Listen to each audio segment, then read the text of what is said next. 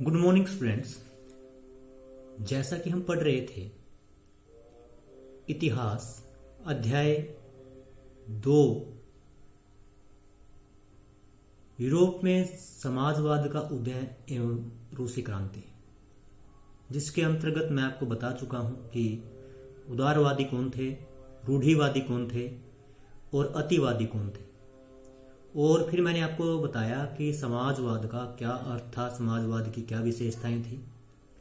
अब देखते हैं कि समाजवाद का उदय जब यूरोप के अंदर हो जाता है तो उसके बाद समाजवाद के लिए जो समर्थन है वो कैसे, समाजवाद को समर्थन लोगों का साथ है वो कैसे मिला। 1870 का दशक आते आते समाजवादी विचार पूरे यूरोप में फैल चुके थे। अपने प्रयासों में समन्वय लाने के लिए समाजवादियों ने द्वितीय इंटरनेशनल के नाम से एक अंतर्राष्ट्रीय संस्था भी बना ली थी। तो अपने विचारों को पूरे यूरोप के अंदर फैलाने के लिए द्वितीय इंटरनेशनल नाम की एक संस्था है वो बनाई गई थी समाजवादियों के द्वारा। इंग्लैंड और जर्मनी के मजदूरों ने अपनी जीवन और कार्य स्थितियों में सुधार लाने के लिए संगठन बनाना शुरू कर दिया था। इंग्लैंड और जर्मनी के मजदूरों ने अपने जीवन और कार्य स्थितियां क्या होती है, कार्य करने की जो परिस्थितियां हैं उनमें सुधार लाने के लिए अपने संगठन बनाना शुरू कर दिया।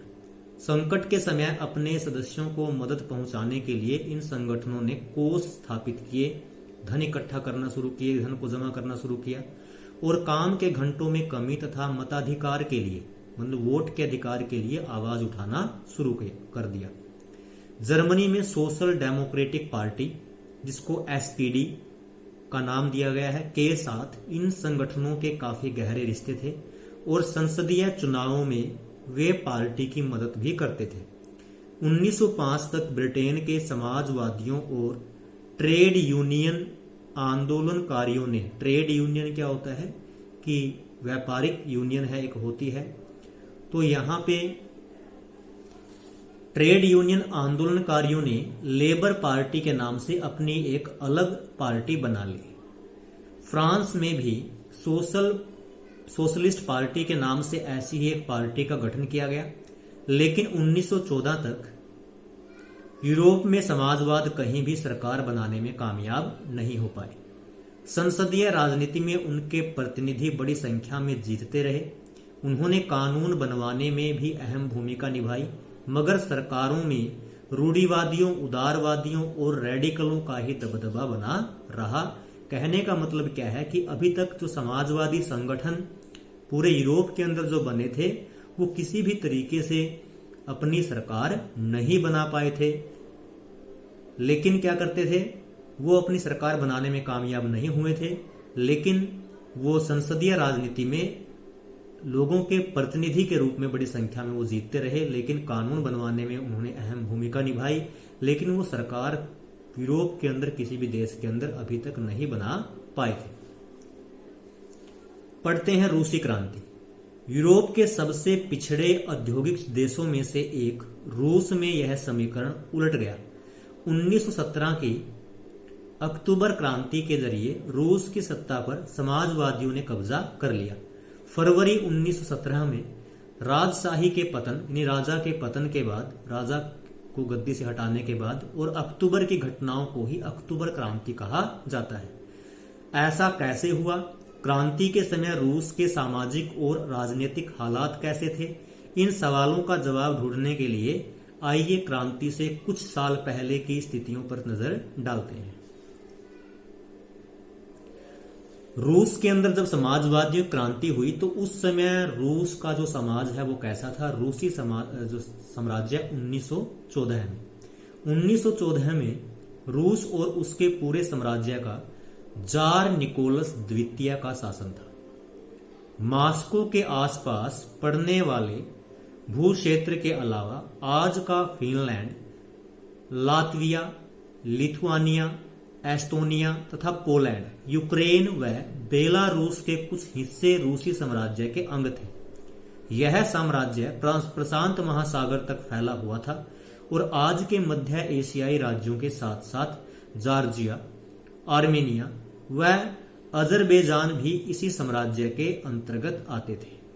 आपने अभी अभी कुछ दिन पहले समाचारों में देखा होगा कि आर्मेनिया व अजरबैजान के बीच में काफ़ी जो तनाव है या युद्ध की स्थिति है वो बन गई थी, वो देखने को मिली।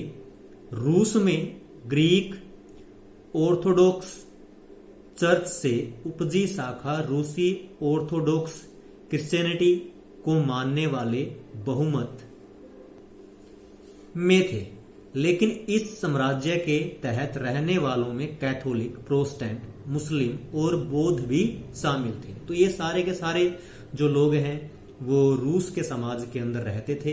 अब देखिए रूस के समाज की अर्थव्यवस्था और वहां का समाज है वो कैसा था। 20वीं सदी की शुरुआत में रूस की आबादी का एक बहुत बड़ा भाग खेती बाड़ी से जुड़ा हुआ था। रूसी साम्राज्य की लगभग 85% जनता आजीविका के लिए यानी अपने जीवन यापन के लिए खेती पर ही निर्भर थे। यूरोप के किसी भी देश में खेती पर आश्रित जनता का प्रतिशत इतना नहीं था। उदाहरण के तौर पर फ्रांस और जर्मनी में खेती पर निर्भर आबादी 40 से 50% से ज्यादा नहीं थी। रूसी साम्राज्य के किसान अपनी जरूरतों के साथ साथ बाजार के लिए भी पैदावार करते थे। रूस अनाज का एक बड़ा निर्यातक देश था। तो कहने का मतलब क्या है कि रूस की अधिकतर जनसंख्या कृषि कार्य में लगी हुई थी या अनाज के उत्पादन में लगी हुई थी, और बहुत सारे जो लोग हैं वो कृषि कार्य से जुड़े हुए थे। उद्योग बहुत कम थे उस समय रूस के अंदर। सेंट पीटर्सबर्ग और मॉस्को प्रमुख औद्योगिक इलाकों में आते थे। हालांकि ज्यादातर उत्पादन कारीगर ही करते थे, लेकिन कारीगरों की वर्कशॉपों के साथ साथ बड़े बड़े कल कारखाने भी मौजूद थे। कारखानों की स्थापना हो चुकी थी। बहुत सारे कारखाने 1890 के दशक में चालू हुए थे, जब रूस के रेल नेटवर्क को फैलाया जा रहा था। उसी समय रूसी उद्योगों में विदेशी निवेश भी तेजी से बढ़ा। यानी विदेशी जो कंपनियां हैं या विदेशी जो देश थे उन्होंने भी रूस के अंदर पैसा लगाना शुरू कर दिया। इन कारकों के चलते कुछ ही सालों में रूस के कोयला उत्पादन में 2 गुना और स्टील उत्पादन में 4 गुना वृद्धि हुई। सन 1900 तक कुछ इलाकों में तो कारीगरों और कारखाना मजदूरों की संख्या लगभग बराबर हो चुकी थी। ज्यादातर कारखाने उद्योगपतियों की निजी संपत्ति थे, यानी व्यक्ति विशेष की संपत्ति थे। मजदूरों को न्यूनतम वेतन मिलता रहे और काम की पाली यानी काम का जो समय था उसके घंटे निश्चित हो, इस बात का ध्यान रखने के लिए सरकारी विभाग बड़ी फैक्ट्रियों पर नजर रखते थे। लेकिन फैक्ट्री इंस्पेक्टर भी नियमों के उल्लंघन को रोक पाने में नाकामयाब थे। कारीगरों की इकाइयों और वर्कशॉपों में काम की पाली यानी काम करने का जो समय था वो 15 घंटे तक खिंच जाती थी, जबकि कारखानों में मजदूर आमतौर पर 10 से 12 घंटे ही पालियों में काम करते थे। मजदूरों के रहने के लिए भी कमरों से लेकर डोरमेट्री तक तरह तरह की व्यवस्था मौजूद थी। सामाजिक स्तर पर मजदूर बटे हुए थे। कुछ मजदूर अपने मूल गांवों के साथ अभी भी गहरे संबंध बनाए हुए थे। बहुत सारे मजदूर स्थायी रूप से शहरों में बस चुके थे। उनके बीच योग्यता और दक्षता के स्तर पर भी काफी फर्क था। सेंट पीटर्सबर्ग के एक धातु मजदूर ने कहा था कि धातुकर्मी मजदूरों में खुद को साहब मानते थे। उनके काम में ज्यादा प्रशिक्षण और निपुणता की जरूरत तो रहती थी। 1914 में फैक्ट्री मजदूरों में औरतों की संख्या 31% थी, लेकिन उन्हें पुरुष मजदूरों के मुकाबले कम वेतन मिलता था। मर्दों की तनख्वाह के मुकाबले आधे से 3/4 तक। मजदूरों के बीच मौजूद फासला उनके पहनावे और व्यवहार में साफ दिखाई देता था। यद्यपि कुछ मजदूरों ने बेरोजगारी या आर्थिक संकट के समय एक दूसरे की मदद करने के लिए संगठन बना लिए थे, लेकिन ऐसे संगठन बहुत ही कम थे। तो इसमें हमने देखा कि रूस के अंदर जो औद्योगिक उत्पादन है वो शुरू हो चुका था। रूस की अधिकतर जनसंख्या क्या थी, अभी भी कृषि कार्यों में लगी हुई थी, लेकिन वहां पर जो औद्योगिक उत्पादन है वो भी शुरू हो चुका था। और औद्योगिक उत्पादन में काम करने के लिए जो लोग हैं वो शहरों में आकर के बसने लगे थे। कुछ मजदूर क्या है वो शहरों में बस गए, कुछ गांव में अब भी अपने संबंध बनाए हुए थे या गांव में आते जाते थे। और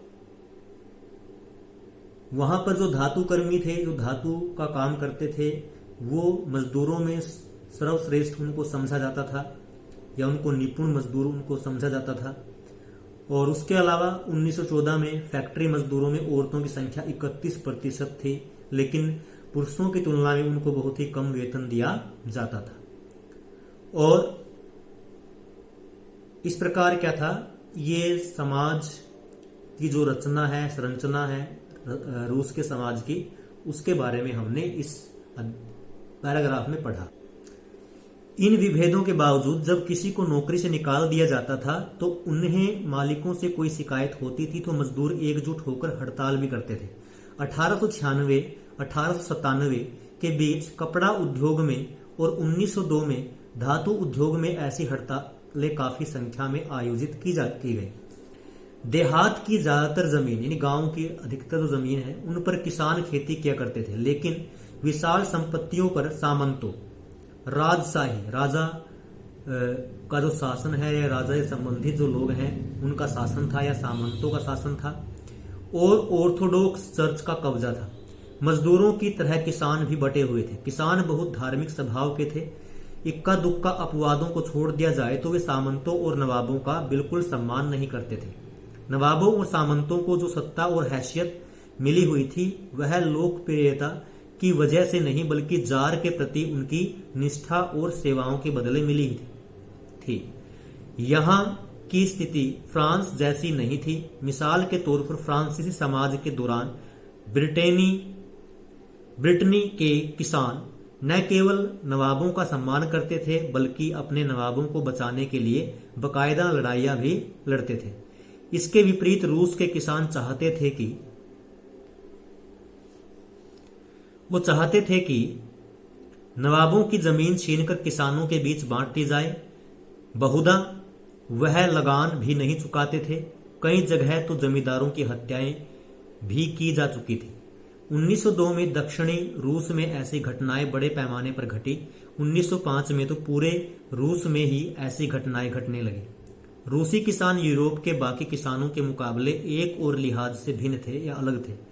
यहाँ के किसान समय समय पर सारी जमीन को अपने कम्यून मीर को सौंप देते थे और फिर कम्यून ही प्रत्येक परिवार की जरूरत के हिसाब से किसानों में जमीन बांटता था।